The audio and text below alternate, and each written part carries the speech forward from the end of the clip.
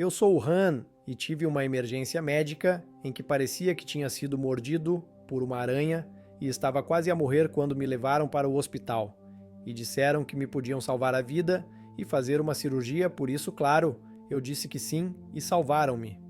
Lembro-me de ter desmaiado e de me encontrar num outro lugar, que era basicamente a vida depois da morte ou o reino espiritual, ou seja, eu estava definitivamente fora do meu corpo, havia um oceano à minha frente, era um oceano de almas. Eu conseguia ver todas as almas que já tinham vivido e que estavam a soprar em todas as direções e ia mais longe do que os olhos podiam ver, e era como se fosse um campo de energia enorme, a fluir e a ondular, mas eram almas, eram pessoas, e muitas delas estavam a ir e a vir de e para, e eu podia vê-las a entrar e a sair da terra, do outro lado do véu, se quiserem. Do outro lado do véu, se quiserem, como se diz, havia muito propósito no movimento. Eu podia ter uma compreensão geral de tudo, podia dizer que toda a gente tinha um propósito, podia ver tudo em toda a gente tão claramente, e então espreitei numa direção e olhei para uma pessoa ao acaso, e era uma mulher, provavelmente na casa dos 50 anos, com um cabelo ondulado e loiro, e assim que olhei para ela, virou-se e olhou para mim, sorriu e acenou com a cabeça, e eu sorri e acenei com a cabeça também, como se nos reconhecêssemos um ao outro. Mas não foi estranho nem nada, era como se ela soubesse o que eu estava a fazer. Eu estava apenas ali no momento, a observar e a olhar em volta, e pude ver que havia diferentes níveis de coisas, onde as pessoas iam e vinham, e havia um sítio onde parecia estar a acontecer muito mais coisas intencionais a acontecer, e depois havia outro lugar ou área, AA, ou dimensão, ou o que quer que lhes queiras chamar, que era apenas muito brilhante, e tudo o que conseguia sentir, ao olhar para lá era paz, calma, e depois havia, para além disso, que não consigo descrever muito, por isso, estando desse lado, Decidi que, ao ver que estava aqui na Terra, queria ver o que se estava a passar. Acabei por voltar ao hospital fora do meu corpo, e claro, a única coisa a fazer era ir ver o que a minha família estava a fazer na sala de espera, e foi isso que fiz. Dei por mim ali com eles, a ouvir as suas conversas, e até a participar um pouco na conversa que a minha cara metade estava deu a ter com a minha tia, e eu estava a encorajar a conversa e a dizer: sim, é uma boa ideia, devias ouvir isso. É quase como se soubéssemos que eles ainda nos conseguem ouvir. Como se fôssemos todos almas por dentro, por isso, quando uma alma está a falar com outra alma, tenho quase a certeza que a ouvimos na nossa alma. É algo assim. Ouvir-me e compreender-me, e que o que lhes estou a dizer não é em vão. Isso dá-me muito otimismo, e dá-me muita esperança na ideia de que os meus familiares do passado e as pessoas de quem cuidei que faleceram ainda me veem, ainda me ouvem, ainda vêm falar comigo. Talvez não. Não espero que haja assombrações, mas sei que isso acontece, e é bom lembrar-me disso por vezes. E saber que isso suaviza o golpe das emoções de ter perdido pessoas e a dor que vem com isso ao longo do tempo, porque pensamos que é porque não as conseguimos ver, que elas não nos conseguem ver e que não estão lá, mas elas estão definitivamente lá. Uma das maiores lições que retirei de tudo isto é saber que sabemos que continuamos e que as pessoas que perdemos ainda existem. Uma das coisas mais intrigantes foi lembrar-me dessa conversa. Devo dizer que não me lembrei logo dessa conversa que a minha tia estava a ter na altura com a minha cara metade. Mais tarde a minha ex, e eu estávamos a falar de algumas coisas. Ela queixava-se de que a mãe lhe batia com as escrituras. Por assim dizer, fazia-a sentir-se muito culpada e tentava manipulá-la, citando-lhe a Bíblia e coisas do gênero. E eu disse-lhe: espera um segundo, já tiveste esta conversa, não temos de a repetir. Não me lembro onde estávamos, mas sim, estavas a dizer-lhe exatamente isto. E ela já te tinha dito, sim, ela disse: "Oh, querida, não, não, isso não está certo.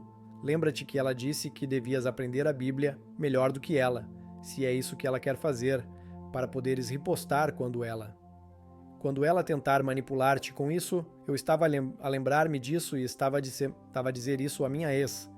E depois olhei para ela e ela disse isso e eu disse: Não pode saber isso, não pode saber essa conversa, não estavas lá.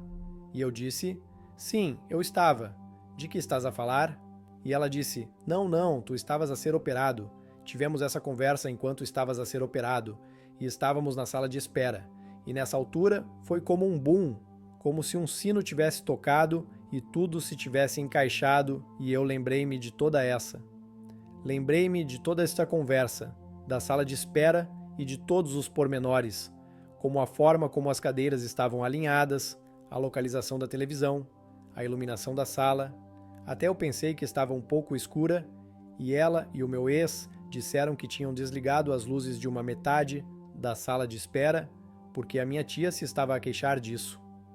A minha tia estava a queixar-se disso, e eu disse: Oh, bem, isso faz sentido, por isso foi um momento realmente impactante para nós os dois, porque foi muito bom para mim lembrar-me disso naquele momento e também foi muito chocante para ela, porque ela sabia, sem qualquer dúvida, que eu estava definitivamente fora do meu corpo e que as minhas afirmações eram verdadeiras, porque não havia maneira de eu saber que, de outra forma, havia outra coisa que tinha acontecido.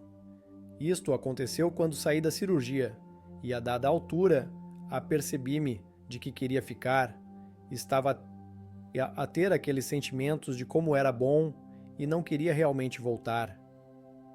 Não sei se foi alguém a falar-me ao ouvido, mas foi sem dúvida a ideia de que tinha de voltar para cá. Por isso fui em frente e voltei, apesar de sentir que tinha uma espécie de escolha, o que estranho, pois se eu quisesse mesmo ficar, poderia tomar essa decisão, mas no meu coração sabia que não seria a decisão correta, nem a melhor decisão que eu precisava para estar aqui. Por isso voltei e fiquei um pouco desiludida com o facto de ter de voltar, mas é como se estivesse bem, sei que tenho de voltar. Voltar, por isso vou voltar, voltei, e lá estava o meu corpo e pensei: vamos lá, a isto, está na hora de voltar. E voltei, e o resultado disso foi eu sentar-me direito na cama do hospital, na sala de recuperação, e assustar um par de enfermeiras, porque aparentemente ainda não era suposto estar acordado. E elas ficaram tipo, uau! Era suposto ficarem ali sentadas, à espera que o doente acordasse, e depois traziam-me para fora, mas era definitivamente demasiado cedo. Os médicos confirmam que a minha família estava à minha espera, e eles saíram e disseram: Bem, ele está acordado, não é?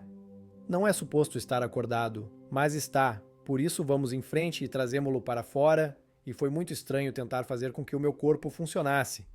Ainda estava sob a influência dos sedativos, mas estava-o a fazer com que o meu corpo funcionasse, e era muito estranho. Era como tentar operá-lo com pauzinhos, porque ainda estava. Ainda estava um pouco separado e estava a fazê-lo como que por procuração, fazendo-me trabalhar e não conseguia ver quase nada. Os meus olhos estavam todos tão brilhantes que era insuportável, mal conseguia abrir os olhos e ouvia estas vozes e elas diziam: Olá, estás bem? Ouvi-los? Mas não os vejo. Onde estão vocês? Quem são vocês? E eles disseram: Bem, somos 2 enfermeiras do hospital. E eu disse: Bem, não os consigo ver. Foi um momento frustrante, mas o que foi realmente estranho foi que ainda conseguia ver quando tentei descansar os olhos e não queria estressar por tentar fazer com que os meus olhos funcionassem. Tudo era tão brilhante que quando fechava os olhos conseguia ver a sala e depois conseguia ver as pessoas que lá estavam, porque ainda estava metade fora do meu corpo e metade no meu corpo. Por isso era mais fácil para mim ver com os olhos da minha alma na sala do que com os meus olhos físicos, porque ainda não era suposto eu estar acordado. De qualquer forma, levaram-me para a sala de recuperação, onde a minha família estava à minha espera, e trouxeram-me para junto da minha família, para eles, porque eu estava a fazer isto, e estava a tentar pôr as minhas mãos a trabalhar, e o meu corpo parecia-me tão estranho, mas eu ainda estava meio inconsciente, por isso ainda estava a ver coisas. E sabe, fora do meu corpo e fora daquele quarto, é uma coisa muito estranha para tentar explicar. Foi na altura em que me lembro de ver alguns membros da família. Era talvez o último momento para dizer alguma coisa através de mim, porque talvez não me lembrasse mais tarde, por isso falei com a minha avó, que tinha falecido há muito tempo. Ela apareceu e disse-me para dizer à filha dela, a minha tia que estava no quarto, que não queria que ela ficasse triste por causa da mãe, que não queria que ela ficasse acordada à noite a chorar por ela, que estava tudo bem e que não precisava de fazer isso, que queria vê-la feliz e não triste. E a minha tia disse-me que nunca ninguém soube que ela ficava acordada, muitas vezes, por semana a chorar. A minha tia disse-me que nunca ninguém soube que ela ficava acordada e passava as noites acordada, muitas vezes por semana, a chorar pela mãe. E que foi uma grande revelação para mim saber o quanto a minha tia ainda sofria com essa perda. E fiquei muito feliz por ter conseguido dar-lhe uma mensagem da mãe sobre isso. E ela ficou muito mais em paz depois disso, pois já não ficava acordada à noite a chorar pela mãe. Não me lembro de todos os pormenores dessas coisas, mas a minha família disse-me que eu tinha dito algumas coisas sobre outros membros da família. Coisas que eles queriam contar-lhes e tal, e eu não me lembrava de algumas dessas coisas que me lembrava da minha avó, não me lembrava da minha prima e tal, e não sei bem porquê. Mensagens que a minha família guardava para si própria, o que é outra coisa que ainda não compreendo muito bem. Mesmo agora, acho que era muito pessoal, talvez eu não estivesse destinada a lembrar-me. E saía do meu corpo, fazia uma pausa na tentativa de o operar daquela forma, e conseguia ver-me a mim próprio. Mas continuava Nito a falar, como se o meu corpo estivesse em piloto automático, como se continuasse a agir, continuasse a falar, só que já não estava a exercer esta influência manual direta sobre ele. Estava a ouvir o que estava a dizer.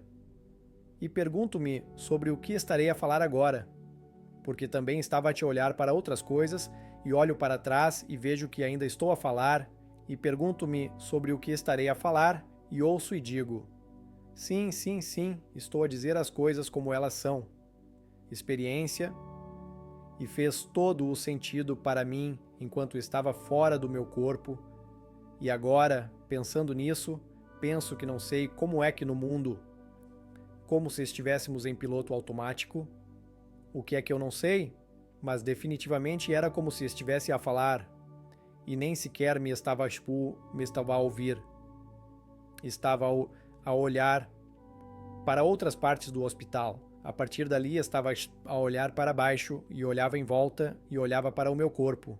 E depois queria voltar a entrar, e eu voltava a entrar e voltava a trabalhar e a fazê-lo funcionar da forma que queria e tudo.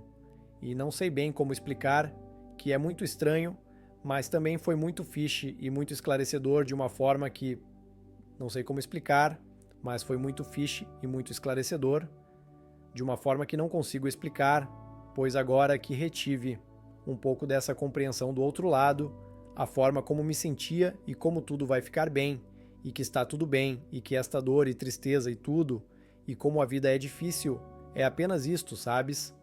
É a nossa miopia, que nos permite que não somos capazes de ver para além disso, mas eu vi para além disso e sei a verdade, certo? Encontro paz nisso todos os dias, sabes? Quando as coisas ficam difíceis e as coisas vão ficar muito mais difíceis também, é a vida, mas vou sempre lembrar-me que tudo vai ficar bem, e de alguma forma não consigo entender, mas posso sempre acreditei que há mais na vida do que aquilo que podemos ver e tal. Sempre fui uma pessoa espiritualizada nesse sentido, mas ter essa confirmação foi o que me deu mais paz e me deu a capacidade de lidar com o que quer que aconteça, sabendo que tudo vai, e esse é o problema. Com essa afirmação é que nunca ninguém vai realmente entender a profundidade do que eu preciso, e que tudo vai ficar bem, e que tudo está bem, e mesmo eu agora ainda luto, às vezes, sabe? As coisas acontecem, eu perco alguém, sabe? E tenho que me lembrar, tenho que realmente tentar lembrar-me do que sei, mas esse é o efeito que isso teve em mim e terá para o resto da minha vida. Eu sei e que, mesmo que às vezes pareça que me esqueci e que estou a passar por isso como alguém que não sabe que as pessoas que perdi ainda existem, mas quando me lembro do que sei e sei que elas existem e quando perco alguém, não os lamento como teria feito antes. Com qualquer incerteza, lamento não os ver aqui agora, mas não os lamento como se não existissem. Sei que estão lá e sei que também vou estar lá outra vez. E isto afeta-me realmente e tem me afetado de mais formas do que posso realmente exemplificar.